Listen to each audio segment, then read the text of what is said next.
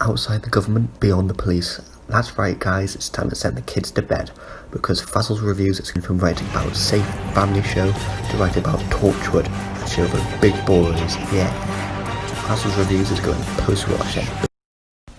I don't remember hearing about Torchwood for the first time, which is odd because Captain Jack was one of the things I remember loving about the series when I first started watching as a toddler. Mention of a spin-off featuring him probably would have sparked my attention.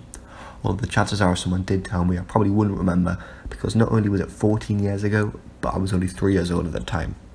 I didn't actually watch Torchwood until about 2017, as before then, while I was very much aware of its existence as a Doctor Who off, it always seemed slightly out of bounds because of the sheer amount of sex and violence.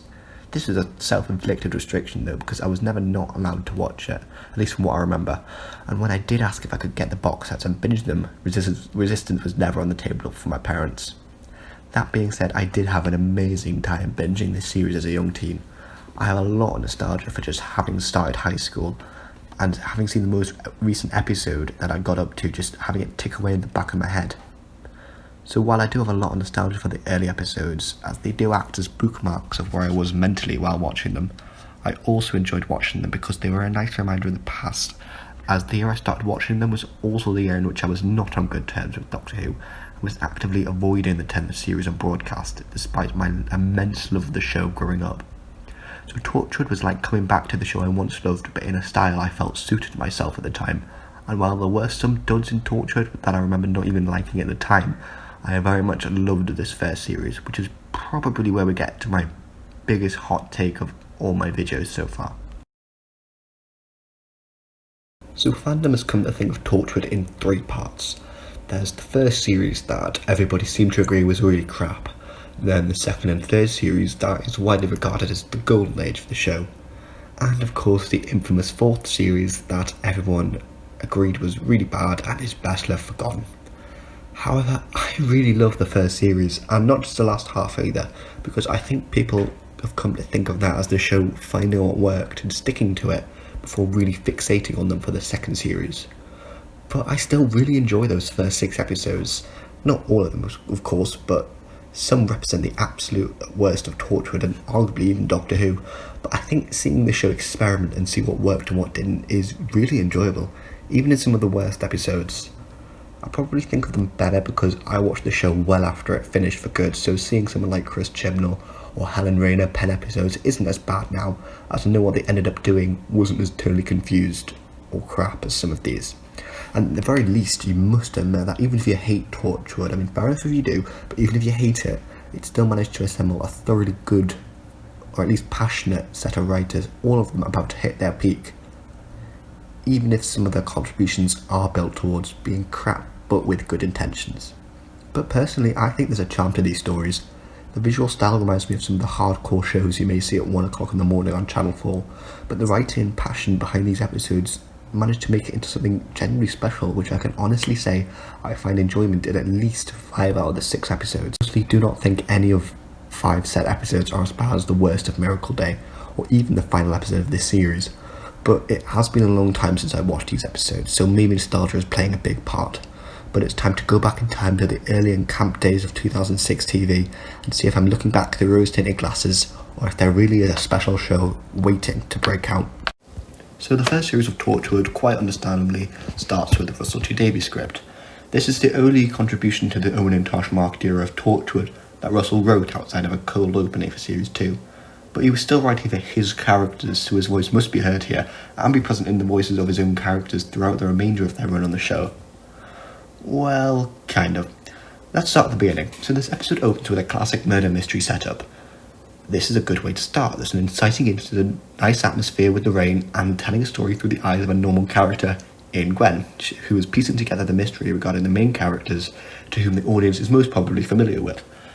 This is how he introduced Rose, Martha, and a couple of years later, Donna. So he's telling a story he is good at, and I think he does a fairly good job here. According to Russell himself, there were a few moments in his very first script for Doctor Who which he decided to remove before thinking best to put in too late. So this was him writing the script the way he intended Rose to turn out. And I think it kind of works. At least it does in some ways. The way the characters are slowly introduced one by one and how the characters are witnessing a crime that leads them to the main story of the series is very fun. I wouldn't say it's original, but definitely a good Russell story that we are very used to, at least the format of. Although in some ways this does not work, as we get a lot of pointless melodrama to pad out the runtime, with scenes of Jack standing enigmatically in inverted commas on rooftops. I mean, come on, is he meant to be taken seriously here? He had to go into these buildings, quite possibly pass by some people who work there. If they asked what he was doing, he would have just responded with, "Oh, hey Bill, I'm just going up to the rooftop." "Oh, hey Jack, why are you going up there?" It's because I need to look enigmatic for the story to happen." "Yeah, but that doesn't make any sense." But what's weirder is that it isn't just a few shots in this episode either, and we get loads of shots across the entire series of Jack just standing there, and no character ever calls him out on it or finds it a bit strange, and we're just meant to go with it. There are quite a few things people think of when they think of Torchwood, and a lot of them appear in this episode, such as the blatant unsubtlety of characters bursting into a room or guns blazing. I mean, there's literally a scene at the end where three people stand in the middle of Cardiff with guns blazing and nobody gives a shit. There's also the full black outfits that I think are meant to look cool, but to me seem like they're just a teenage band who sing about their daddy issues. And of course there is the standing on the rooftops, more so for no good reason. There are a few others that come into play more than you'd think when just making a small point about this episode, but not all of them appear in just the pilot. But I do not think that this episode was a complete train wreck or anything, because I do like it, and using the resurrection glove as the main incident to coincide with Gwen's slow discovery of Torchwood was a great idea, and also works because the device was going to come back in later episodes, and doing that means the audience are not in the know of what it is capable of, due to only seeing a sliver of its capabilities because of the rest of the action happening before the series started. But the Resurrection Glove and Gwen discovering Torchwood are both plots within this main episode, and as for an overall plot and pace, well, I don't think this episode holds together particularly well. The whole deal with the Resurrection Glove, while interesting and showing great promise, is only shown and demonstrated within very few scenes, meaning it comes off as a good idea devised to get Susie to kill herself and make sure Gwen is recruited into the team. I don't think this is necessarily a bad idea, but then they don't connect the scenes which lead Gwen to Torchwood to the Resurrection Glove, meaning we instead get two very disconnected stories. I mean, even the opening murder had very little to do with the glove itself and was pretty much just an add-on in retrospect, which is a shame because starting an episode with a mystery was probably one of the best things they could have done. Because of this, the episode comes off as disjointed, and I feel it needs maybe another draft or maybe just a more connected storyline in order to work as the police procedural sci-fi crime drama it was trying to be.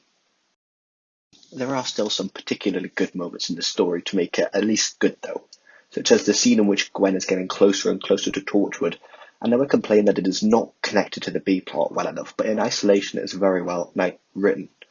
If Russell's good at one thing, then it is an unravelling conspiracy, which is what Torchwood could be best described as.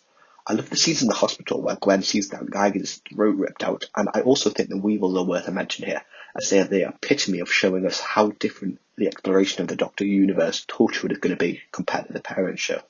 In Doctor Who you've got Daleks, Cybermen and Whoopie Angels, shiny or scarily childlike designs that glisten and are pretty to look at, which contrasts with the terrifying concepts of what the villains are compared to the Weevils, which are almost a physical embodiment of the twisted version of humanity Torchwood shows us. The grisly boiler suits and pullback skin that makes a nasty grin. This is genuinely bad to look at, but I love it because of that. The horror and the build-up of such a short scene where Gwen sees that Welsh fella get his throat ripped out is perfect, and the aftermath of her having no choice but to let Jack sort it out for her makes Gwen come off as a very relatable character. Speaking of which, let's talk about the main team. Now, Yanto is a lovely and charming enigma who hangs around in the background. I just love having him here, and knowing that the series is going to do something with him later is reason enough not to do much with him now. But I still love some of his one-liners in this episode, so he justifies his presence in that alone.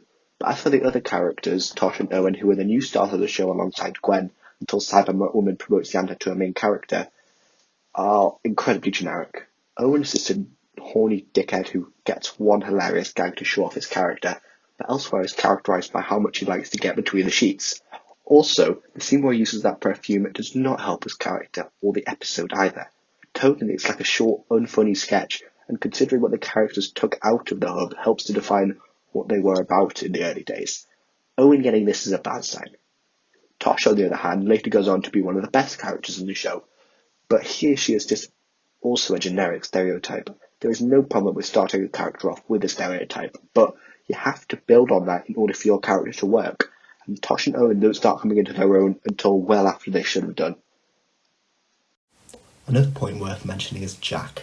I love him in this episode. There are several moments later on in the series where he's not particularly pleasant or interesting.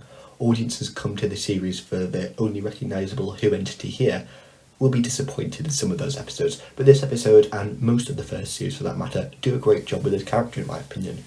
I also think Russell and the producers did a great job of making his character work in the younger audience's perception of him. I have no doubt that teenagers who watched the Russell era and found out about Torchwood would more than likely watch the series without permission. I mean, I would have done at that time. And I like how this character is written with that kind of audience in mind. You never hear Jack swearing, and when he is in the pub with the rest of the characters, you see him drinking water. And as for the final scene, well, you kind of have to put yourself in the mindset of a Doctor Who fan in 2006. The last time you've seen Jack is him waking up at the end of Parting of the Ways to help build the Earth. And now he's in Cardiff fighting aliens seemingly not too long after this happened. But then the end of the first episode of this new show with him in sees him having his brains blown out. No fakes, no bulletproof vest or anything. Shot dead. Only for him to rise moments later. You must remember that unless you were exceptionally good at guessing Jack being immortal, this new status for the character is news and a great publicity stunt. Speaking of publicity stunts, I can't say publicity for some reason. All the promotional posters and teasers for the series showed Susie as being a main character, and killing her off shows how vulnerable and quite frankly mortal this team are, and how they are not the Doctor, and that the stakes week to week are very much up in the air, as now any of them could be killed. Even though none of them were, but nevertheless. This alone makes this episode incredibly special and worth to watch, even if looking at it without these incredible stunts means it doesn't really hold together that. So in conclusion, the very first episode, the team are a mixed bag. There are some great ideas and stunts for characters and character arcs later on that I don't think any show would be brave enough to even touch. But at the same time, there is a lack of development and unique characterisation that gives the rest of the series a tough job to overcome. And that's kind of how this episode comes together. The whole thing is a very mixed bag. The storylines are disconnected and not thematically relevant, but they have stellar moments that give you enough excitement to want to watch the rest of the series. And that's Russell's early contribution to the first series of Torchwood. First two, for that matter. After this, he handed the writing duties over to a team led by none other than the legend that is Chris Chibnall, with Russell taking a back seat for helping out with the showrunning rather than the scripting. Let's see what this new team made of Torchwood. If you watch this first episode for the first time when it was first broadcast, then straight after, episode 2 was on immediately. This was make or break time for the audience watching the show. Let's see if... hang on, let me check. The sex gas episode holds together. Oh dear. This is going to be interesting.